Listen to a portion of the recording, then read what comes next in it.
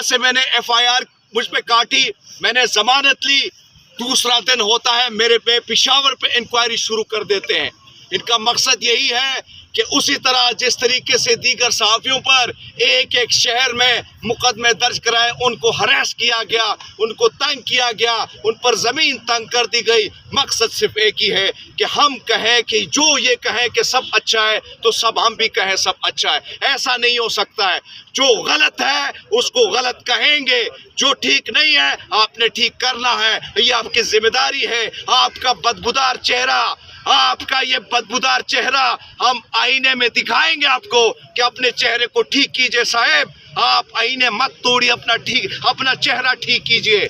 सो मेरा कसूर, मेरा गुनाह यही है कि मैं पाकिस्तानियत की बात करता हूँ, मैं अपने वतन की बात करता हूँ। मैं हिंदुस्तानी चैनल पर बैठकर, जिसको आप दुश्मन समझते हैं, मैं पाकिस्तान को डिफेंड करता हूँ।